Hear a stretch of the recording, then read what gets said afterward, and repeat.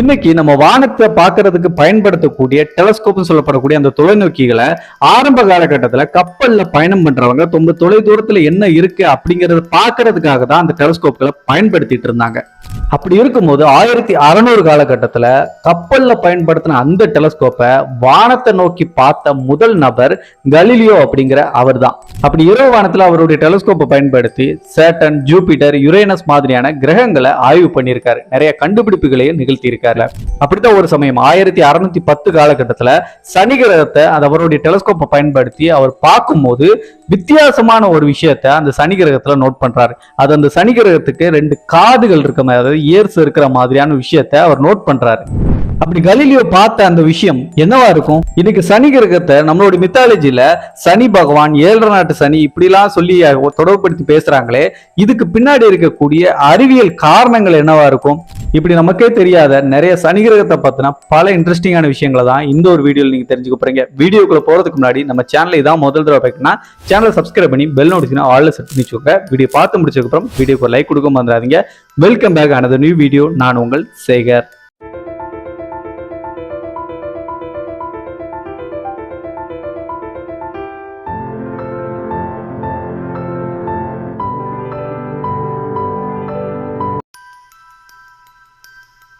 பண்டைய காலத்தில் வாழ்ந்த மனிதர்கள் இரவு வானத்தில் பார்த்து வெள்ளி கிரகம், செவ்வாய் கிரகம், புதன், வியாழன், சனி அப்படின்னு சொல்லிட்டு இந்த 5 கிரகங்களையும் அவங்களால வெறுங்கண்களாலே பார்க்க முடிஞ்சிச்சு. பட் அந்த காலகட்டத்தில் பூமியில் பல நாகரிகங்கள் இருந்துச்சு. பல நாகரிகங்கள் இருந்ததுனால ஒவ்வொரு நாகரிகத்திலும் ஒவ்வொரு கிரகத்தையும் ஒவ்வொரு விதமாக அவங்க எடுத்துக்கிட்டாங்க. அதில் இந்த சனி கிரகத்தை ரோமானிய நாகரிகப்படி அவங்களுடைய மித்தாலஜி அடிப்படையில் காலத்தோடு ஒப்பிடுறாங்க. அதோடு சேர்த்து விவசாயம், அறுவடை அப்படிங்கிற அந்த ஒரு விஷயத்தோடையும் இந்த சனி கிரகத்தை அவங்க ஒப்பிடுறாங்க. இன்னைக்கு சேட்டன் அப்படின்னு சொல்லிட்டு இந்த சனி கிரகத்தை அழைக்கிறோம்ல, அது ரோமன் மித்தாலஜியில் இருக்கக்கூடிய ஒரு கடவுளுடைய பேரை தான் குறிக்குது. அந்த கடவுள் விவசாயம், அறுவடை, அதுக்கப்புறம் செல்வத்தை குறிக்கக்கூடிய கடவுள் அப்படின்னு அழைக்கப்படுது. அந்த வகையில் தமிழர்களுடைய மித்தாலஜி அடிப்படையிலையும் இந்த சனி கிரகம் அப்படின்னு சொல்லப்படுறத சனி பகவான் அப்படின்னு சொல்லுவாங்க. இன்னைக்கு இந்த சர்டன் பிராண்ட சனி பகவான் சொல்லப்படுற தமிழர்களுடைய அந்த மித்தாலஜி அடிப்படையில் ஒரு நீதியின் அரசன் மாதிரியான ஒரு விஷயமா சனி கிரகத்தை பார்ப்பாங்க. ஏன்னா சனி தப்பு பண்றவங்களுக்கு தண்டனை கொடுப்பாரு, அதுவும் சரியான முறையில் சரியான பேருக்கு சரியான நேரத்தில் கொடுப்பாரு. ஸோ ஒரு நீதி அரசன் மாதிரியான விஷயங்கள் மாதிரி செயல்படுவார் அப்படின்னு சொல்லிட்டு தமிழர்களோட மித்தாலஜி அடிப்படையில் இந்த சனி கிரகத்தை பற்றி நம்மளுக்கு ஒரு மித்தாலஜியாக சொல்லப்படுற ஒரு விஷயம். ஆனால் இந்த 7 நாட்டு சனி அப்படிங்கிற விஷயம்லாம் சொல்லுவாங்கள்ல, அது எந்த அடிப்படையில் சொல்கிறாங்க அப்படிங்கிறத நான் போக போக சொல்கிறேன். அதுக்கு முன்னாடி நம்ம மனிதர்கள் எப்படி இந்த சனி கிரகத்தையும் மற்ற கிரகத்தையும் இரவு வானத்தில் பார்த்து கண்டுபிடிச்சாங்க. ஏன்னா ஏகப்பட்ட நட்சத்திரங்கள் இருக்குது. அந்த நட்சத்திரங்களுக்கு இடையில தான் இந்த கிரகங்களும் இரவு வானத்தில் தெரியும் இல்லையா? அப்போ இதை எப்படி வேறுபடுத்தி அவங்க கண்டுபிடிச்சாங்க இது கிரகம் இது நட்சத்திரம் அப்படின்னு சொல்லிட்டு அப்படின்னு பார்த்தா, ஃபர்ஸ்ட் ஆஃப் ஆல் நட்சத்திரம் அப்படிங்கிறது ஸ்டேபிளாக இருக்கும். எத்தனை நட்சத்திரங்கள் நம்மளுக்கு இரவு வானத்தில் தெரிஞ்சாலும் அது நகராமல் ஒரே இடத்துல இருக்குன்னா அது எல்லாமே ஸ்டார்ஸ். அதுவே நகர்ந்துச்சு அப்படின்னா அது கோள்கள், அதாவது கிரகங்கள் அப்படின்னு சொல்லிட்டு ஈஸியாக டிஃப்ரெண்ட் பண்ணி நம்மளால் பார்க்க முடியும். ஸோ அதே மாதிரி அந்த காலத்து பண்டைய மனிதர்களும் நகரக்கூடியதை கிரகங்கள் அப்படின்னும், நகராமல் ஸ்டேபிளாக இருக்கக்கூடிய விஷயங்களை நட்சத்திரங்கள் அப்படின்னு சொல்லிட்டு வேறுபடுத்தி ஈஸியாக அவங்களால கண்டுபிடிக்க முடிஞ்சிச்சு. அதுலேயும் குறிப்பாக புதன் மாதிரியான கிரகம் அப்படிங்கிறது நம்மளால் ஈஸியாக பார்க்க முடியாது. இதற்கு ரீசன் என்னென்னா, சூரியன்லேருந்து முதல் கிரகமாகவும் சூரியனை வேகமாக சுற்றி வரக்கூடிய பிளானட்டாக இருக்கிறது இந்த புதன் கிரகம் அப்படிங்கிற மெர்க்குரி பிளானட் தான். ஸோ இந்த மெர்க்குரி பிளானட் வேகமாக சுற்றிடும் அப்படிங்கிறதுனால நம்மளால் மற்ற கிரகங்கள் பார்க்க முடியாத அளவுக்கு இந்த புதன் கிரகத்தை பார்க்க முடியாது. அதனால தான் நம்மளுடைய தமிழர்கள் பொன் கிடைத்தாலும் புதன் கிடைக்காது, அதாவது பார்க்க முடியாது அவளை எளிதில் அப்படிங்கிறதுக்காக தான் அந்த ஒரு வார்த்தையை சொல்லி சொல்லி நம்மளுக்கு வளர்த்துருக்காங்க. அப்போ இதிலிருந்து நீங்கள் புரிஞ்சுக்கலாம், நம்மளுடைய தமிழர்கள் சொல்லி கொடுத்த பல விஷயங்கள் நிறைய அர்த்தங்களோடு இருக்கக்கூடிய ஒன்றா இருக்குது. அது எல்லாத்தையுமே மித்தாலஜியோடு ஒப்பிட்டு பார்க்காம சில விஷயங்களை நம்ம ஆராய்ஞ்சு பார்த்தோம் அப்படின்னா அதில் ஒரு அறிவியல் இருக்கும், அதுக்குள்ளேயும் ஒரு ஆன்மீகமும் இருக்கும், ரெண்டும் சேர்ந்த ஒரு விஷயமா இருக்கும் அப்படிங்கிறத நீங்கள் புரிஞ்சுக்க முடியும். ஸோ அந்த வகையில் நம்ம இரவு வானத்தில் அந்த காலத்தில் பார்த்த மனிதர்கள் இந்த கிரகங்கள் எல்லாமே நகருது. ஸோ இதெல்லாம் கிரகங்கள், அப்போது நட்சத்திரம் ஸ்டேபிளாக இருக்குது. இப்போ இந்த கிரகங்களில் நகருது இல்லையா, அது ஒவ்வொன்றும் ஒவ்வொரு ஸ்பீடில் ஒவ்வொரு வேகத்தில் நகரும் போது இது இவ்வளோ தூரத்தில் இருக்கிறதுனால தான் இவ்வளோ ஸ்லோவாக நகருது, இவ்வளோ பக்கத்தில் இருக்கிறதுனால தான் இது வேகமாக நகருது அப்படிங்கிறத அவங்க ஈஸியாக புரிஞ்சுக்கிட்டாங்க. அதில் இந்த சனி கிரகம் ரொம்ப வேகமாக சுத்தாது, ரொம்ப மெதுவாக தான் சுற்றும். ஏன்னா ரொம்ப தொலைவில் இருக்கு இல்லையா, அதை வச்சு அந்த காலத்தில் இருந்த மனிதர்கள் எவ்வளோ காலம் எடுத்துக்கும் இதை சுற்றுறதுக்கு அப்படின்னு சொல்லிட்டு அவங்க கணிச்சது எவ்வளோனா 30 வருடங்கள் எடுத்துக்குது அப்படின்னு சொல்லிட்டு அன்னைக்கு கணிச்சிருந்தாங்க. இன்னைக்கு இருக்கக்கூடிய நவீன அறிவியலை பயன்படுத்தி இந்த சனி கிரகம் ஒரு தடவை சூரியன் சுற்றி வர்றதுக்கு எவ்வளோ காலம் எடுத்துக்குது அப்படிங்கிறத அவங்க செக் பண்ணி பார்க்கும்போது 29.4 வருடங்கள் அப்படின்னு சொல்லிட்டு எடுத்துக்குது அப்படின்னு கண்டுபிடிச்சிருக்காங்க. எக்ஸாக்டாக நம்ம தமிழர்கள் எவ்வளோ கணிச்சிருந்தாங்களோ அதுக்கு ஈக்குவலாக தான் கரெக்டாக இருக்குது அப்படிங்கிறத இன்னைக்கு இருக்க அறிவியலில் வந்து கண்டுபிடிச்சு உறுதிப்படுத்தியிருக்காங்க. சரி, இப்போ இந்த 7.5 நாட்டு சனி அப்படின்னு ஒரு விஷயம் சொல்கிறாங்கல்ல, அது எது அடிப்படையில் சொல்கிறாங்க அப்படிங்கிறத பார்க்கலாம். பண்டைய காலத்தில் வாழ்ந்த மனிதர்கள் முதல்ல சொன்ன மாதிரி இரவு வானத்தை பார்த்து தான் கிரகங்களை கண்டுபிடிச்சாங்க இல்லையா? அப்படி கிரகங்களை கண்டுபிடிக்கக்கூடிய அந்த வானத்தை 12 பிரிச்சுக்கிட்டாங்க. அதாவது 12 ராசிகள் அப்படின்னு சொல்கிறோம்ல, அப்படி தான் அதை வந்து 12 வானங்களாக அந்த பார்க்குற வானத்தை வந்து பிரிச்சுக்கிட்டாங்க.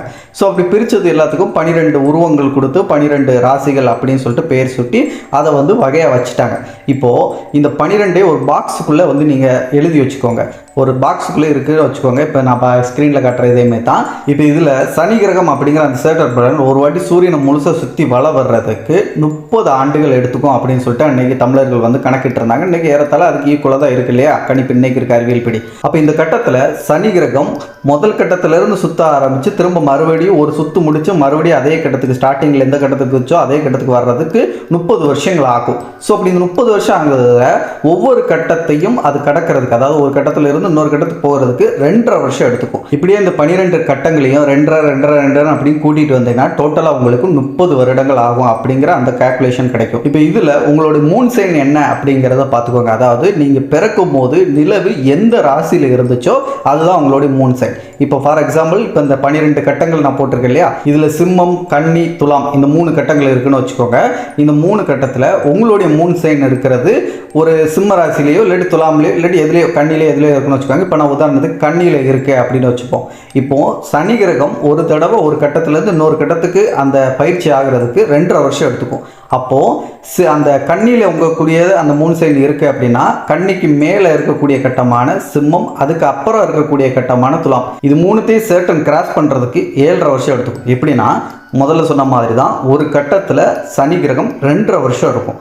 அப்போது ஒரு கட்டத்தில் 2.5 வருஷம் அப்படின்னா இப்போ சிம்மத்தில் 2.5 வருஷம், அதுக்கப்புறம் கண்ணியில் 2.5 வருஷம், அதுக்கப்புறம் துலாமில் 2.5 வருஷம், டோட்டலாக 3 கட்டம் வந்துருச்சு. அப்போ இந்த 3 கட்டத்திலேயே 2.5 அப்படின்னு சொல்லிட்டு 3 கூட்டி பார்த்தீங்கன்னா உங்களுக்கு 7.5 அப்படிங்கிற அந்த நம்பர் அப்படிங்கிறது உங்களுக்கு கிடைக்கும். இந்த மாதிரி தான் 3 கட்டங்கள்லேயும் இந்த சனி கிரகம் பயிற்சி ஆகக்கூடியதை தான் 7.5 நாட்டு சனி, அதுக்கப்புறம் 7.5 நாட்டு சனிக்கு அப்புறம் பயிற்சி நடக்குது அப்படிங்கிற விஷயத்தெல்லாம் சொல்லுவாங்க. இந்த 7.5 வருஷமும் சனி பகவான் உங்களை வந்து ரொம்ப நிறைய பிரச்சனைகள் கொடுப்பாரு, சோதனைகள் கொடுப்பாரு, நிறையா வந்து தவறுகள் பண்ணியிருந்தீங்கன்னா அதுக்கேற்ற மாதிரியான பனிஷ்மெண்ட்டுகள் கிடைக்கும். அதுக்கப்புறம் போகிறப்போ நல்லது செஞ்சுட்டு போவார். இந்த மாதிரி நிறைய விஷயங்கள் வந்து அந்த மித்தாலஜி அடிப்படையில் சொல்லக்கூடிய விஷயம். ஸோ 7.5 நாட்டு சனி அப்படின்னா இந்த 3 கட்டத்தை கனெக்ட் பண்ணி பேஸாக வச்சு தான் சொல்கிறாங்க. அதோட உங்களோட மூன் சைன் அப்படிங்கிறது எந்த ராசியில் இருக்கோ அதுக்கு முந்தின கட்டமும் அதுக்கு அடுத்த கட்டம், இந்த 3 கட்டத்தையும் பேஸாக வச்சு தான் இந்த 7.5 நாட்டு சனி அப்படிங்கிறது கணிச்சு சொல்லப்படுது. சரி, இதெல்லாம் ஓகே. சனி கிரகத்தை பற்றி மித்தாலஜியில் அடிப்படையில் எந்தெந்த நாகரிகத்தில் என்னென்ன சொல்லப்படுது, அது எப்படி அவங்க வந்து எடுத்துக்கிட்டாங்க அப்படிங்கிறதெல்லாம் நம்ம இந்த வீடியோவில் பார்த்தோம், இந்த 7.5 நாட்டு சனி உட்பட. ஆனால் இந்த சனி கிரகத்தை அதுக்கப்புறம் ஆய்வு பண்ண நிறைய வானியலாளர்கள் என்ன மாதிரியான விஷயங்களை கண்டுபிடிச்சாங்க அப்படிங்கிறதெல்லாம் ஒரு சுவாரஸ்யமான விஷயம். அதில் நம்ம சனி கிரகத்தை வந்து இரவு வானத்தில் பார்த்து கண்டுபிடிச்சிட்டோம். ஆனால் அதுக்கு ரிங் இருக்குது, அந்த மாதிரி விஷயங்கள்லாம் பண்டைய காலத்து மனிதர்களால் பார்த்து சொல்ல முடியல. அதை கண்டுபிடிச்சதுக்கான முதல் விதையை போட்டது யார் அப்படின்னா கலீலியோ தான் அதுக்கு முதல் ஆரம்ப புள்ளியாக இருந்திருக்காரு. ஏன்னா கலீலியோ வந்து அவர்கிட்ட இருந்த அந்த டைமில் இருந்த ஒரு பேசிக்கான டெலஸ்கோப்பை பயன்படுத்தி அவர் இந்த சனி கிரகத்தை அப்சர்வ் பண்ணி பார்க்கும்போது ஏதோ ஒன்று சனி கிரகத்தை சுற்றி ஏதோ மங்களாக ஏதோ இருக்கிற மாதிரி விஷயத்தை கண்டுபிடிக்கிறார்.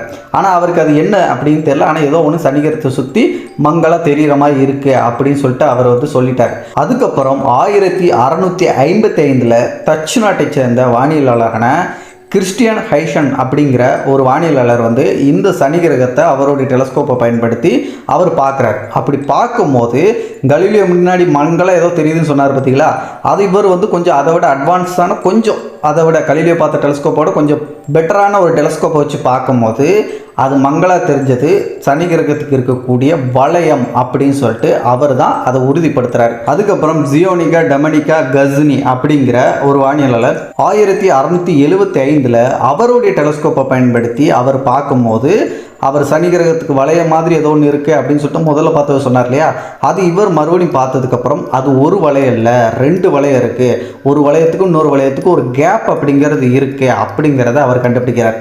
அதுக்கப்புறம் நம்மளுடைய நவீன அறிவியலெல்லாம் பயன்படுத்தி டெக்னாலஜியில் யூஸ் பண்ணி இந்த சனி கிரகத்தை அப்சர்வ் பண்ணி பார்க்கும்போது 2 வளையம் கிடையாது, மொத்தமாக சனி கிரகத்துக்கு இப்போதைக்கு 7 வளையங்கள் இருக்குது. அந்த வளையத்துக்கு இடையில் நிலவுகளும் சுற்றிக்கிட்டு இருக்கு அப்படிங்கிற விஷயத்தெல்லாம் நம்ம கண்டுபிடிச்சி வச்சுருக்கோம். அப்போ கொஞ்சம் கற்பனை பண்ணி பாருங்களேன், அந்த சனி கிரகத்தை பற்றி நம்ம கண்டுபிடிக்கிற விஷயங்களுக்கு எவ்வளோ டைம் எடுத்திருக்குன்னு பார்த்துக்கோங்களேன். கலீலியோ ஃபஸ்ட்டு ஏதோ மங்களா இருக்குன்னு சொன்னார். அதுக்கப்புறம் வந்து 1655 வந்தவர் அதுக்கு ஒரு வளையம் இருக்குது, அவர் மங்களா பார்த்தது வேற ஒன்றும் இல்லை வளையம் தான் அப்படின்னு சொல்லிட்டு ஒரு வளையம் இருக்குன்னு கண்டுபிடிச்சார். அதுக்கப்புறம் 1675 55 எங்கே இருக்குது 75 எங்கே இருக்குன்னு பார்த்துக்கோங்க. அந்த டயத்தில் வந்தவர் ஒரு வளையல்ல 2 வளையம் இருக்குது அப்படின்னு சொல்லிட்டு அவர் கண்டுபிடிக்கிறார். அதுக்கப்புறம் நம்மளுடைய அறிவியலை பயன்படுத்தி தொழில்நுட்பத்தை பயன்படுத்தி 2 இல்லைப்பா மொத்தம் 7 வளையம் இருக்குது, அதுக்கு இடையில நிலவுகளும் சுற்றிட்டு வருது அப்படிங்கிறலாம் கண்டுபிடிச்சிக்கோ. அப்போ எவ்வளோ டைம் பீரியட் பாருங்கள், அந்த டைம் ஸ்கேலை பார்க்கும்போது எவ்வளோ கேப் இருக்குது அப்படின்ட்டு. சின்ன சின்ன விஷயங்களை விண்வெளியில் கண்டுபிடிக்கிறதுக்கு இவ்வளோ டைம் எடுக்குது அப்படின்னா இந்த மொத்த பிரபஞ்சத்தில் இருக்கக்கூடிய விஷயங்களை கண்டுபிடிக்கிறதுக்கு எவ்வளோ காலம் எடுக்கும், அது சாத்தியமாக இல்லையா அப்படின்னு சொல்லிட்டு கொஞ்சம் கற்பனை பண்ணி பாருங்கள். இந்த சேட்டன் பிளானட்டை பற்றி ஒரு இன்ட்ரெஸ்டிங் ஃபேக்ட் இது வரைக்கும் நீங்கள் யாரும் கேள்விப்படாத விஷயத்த சொல்லிட்டா, இப்போது நம்ம பூமியில் புயல் வீசும், அந்த புயல் வீசுகிறத நம்ம ஸ்பேஸ்லேருந்து பார்த்தோம் அப்படின்னா மேகங்கள்லாம் ஏதோ சுழற்சியாக இருக்கிற மாதிரியான ஒரு விஷயம் நிகழ்வாக பார்க்க முடியும் ஸ்பேஸ்லேருந்து பார்க்கும்போது. ஏன் நம்ம சோலார் சிஸ்டத்தில் இருக்கக்கூடிய வாயு கிரகமான ஜூபிட்டர் அப்படிங்கிற அந்த வியாழங்கிரகத்தில் புயல் வீசக்கூடிய விஷயத்தை கூட நம்மளால் வந்து புகைப்படங்களை கேப்சர் பண்ணி வச்சுருக்கக்கூடிய அந்த ஜூபிட்டரோடைய இமேஜில் பார்த்தாலே தெரியும். கிரேட் ரெட் ஸ்பாட்னு சொல்லப்படக்கூடிய அந்த அந்த இடம் கூட ஒரு மிகப்பெரிய புயல் தான் இன்னைக்கு வரைக்கும் தொடர்ந்து வீசிட்டு இருக்க ஒரு புயலாக ஜூபிட்டரில் இருக்குது. ஆனால் அது வந்து ஒரு என்ன ஷேப்பில் இருக்கும் அப்படிங்கிறது நம்மளுக்கு தெரியும் அந்த புகைப்படம் பார்க்கும்போது. ஆனால் சனி கிரகமும் ஒரு வாயு கிரகம் தானே, அப்போ அதுலேயும் புயல் வீசணும்ல. அந்த புயல் வீசக்கூடிய அந்த விஷயத்தை நம்மளே ஏன் பார்க்க முடியல, அந்த இமேஜில் பார்த்தாலும் ஜூபிட்டருக்கு இருக்கிற மாதிரி அந்த வரியாக இருக்கக்கூடிய அந்த ஸ்ட்ரக்சரோ அதுக்கப்புறம் அந்த கிரேட்டர் ஸ்பாட்னு சொல்லப்படக்கூடிய அந்த மாதிரி புயல் வீசக்கூடிய இடங்களோ எதுவுமே சேட்டனில் இருக்காது, ஒரு பாலிஷ் போட்ட பந்து மாதிரி இருக்கும். ஆனால் நீங்கள் சேட்டனை பார்க்குற வியூவை மாற்றிட்டு பார்த்தீங்கன்னா அதில் புயல் வீசுகிறத உங்களால் பார்க்க முடியும். எந்த ஆங்கிளில் பார்க்கணுன்னா சனி கிரகத்தோடைய மேல் பகுதியில் அதோடைய துருவ பகுதிகளில் பார்த்தீங்கன்னா புயல் வீசுகிறதோடைய இமேஜ் உங்களால் அந்த வடிவத்தை பார்க்க முடியும். அந்த இமேஜை நான் வந்து இப்போ நான் காட்டுற பார்த்தீங்களா, இதுதான் பார்க்குறதுக்கு ஒரு எக்ஸகன் ஷேப்பில், இந்த தேனிலாம் கூடு கட்டும்போது ஒரு ஷேப்பில் கட்டும்ல அந்த எக்ஸகன் ஷேப், அந்த மாதிரியான வடிவத்தில் அந்த புயல் அப்படிங்கிறது சனி கிரகத்தோடைய அந்த துருவ பகுதிகளில் வீசிட்டு இருக்கு. அது மட்டும் இல்லை, சனி கிரகம் ஒரு கேஸ் பிளானட், அங்கே தரைப்பகுதி இல்லை அப்படிங்கிற நம்ம எல்லாருக்கும் தெரியும். ஆனால் மனிதன் ஒரு விண்கலத்தை இந்த சனி கிரகத்துக்குள்ளே அனுப்பி அது சனி கிரகத்துக்குள்ளே விலையே வச்சுருக்கான். அது எந்த விண்கலம், அது எப்படி விழ வச்சான், எதுக்காக விழ வச்சான், இப்படி பல கேள்விகள் இப்போது நான் சொன்ன உடனே உங்கள் மனசில் வர ஆரம்பிச்சிருக்கோம். அதை பற்றி அடுத்த ஒரு வீடியோ பார்க்கலாம். ஏன்னா இந்த வீடியோ ரொம்ப லாங்காக போயிட்டுருக்கலையே, அவங்களுக்கும் கொஞ்சம் போர் அடிச்சிடும். அதனால் அடுத்த வீடியோவில் அதை பற்றி சொல்கிறேன். நிச்சயமாக இந்த வீடியோ உங்களுக்கு பிடிச்சிருக்கும், யூஸ்ஃபுல்லாக இருந்திருக்கும் அப்படின்னு நம்புகிறேன். அண்ட் சனி கிரகத்துக்குள்ளே விழுந்த அந்த விண்கலனை பற்றியும் அது எப்படி வந்து விழ வச்சாங்க அப்படிங்கிற எல்லாத்த பற்றியும் டீட்டெயிலாக வீடியோ வேணும்னா இந்த வீடியோ கீழே இருக்கக்கூடிய கமெண்ட்ல சர்டன் அப்படின்னு சொல்லிட்டு கமெண்ட் பண்ணுங்க. எத்தனை பேர் கமெண்ட் பண்ணுறீங்களோ அந்த வீடியோ கூடிய சீக்கிரத்தில் உங்களை தேடி வரும். அந்த வீடியோ மிஸ் பண்ணாமல் பார்க்கறதுக்கு இன்னும் கூட நம்ம சேனலை சப்ஸ்கிரைப் பண்ணாமல் இருக்கீங்கன்னா ஜஸ்ட் சப்ஸ்கிரைப் பண்ணி பெல் நோட்டிஃபிகேஷன் ஆல்ல செட் பண்ணி வச்சுக்கோங்க. மற்ற வீடியோஸை பார்க்கறதுக்கு மேலே ஐக்கான் லிங்க் கொடுத்துருக்கேன், செக் பண்ணிக்கோங்க. அடுத்த ஒரு சுவாரஸ்யமான தகவலுடன் நான் உங்களை சந்திக்கும் வரை நான் உங்கள் சேகர். Bye bye.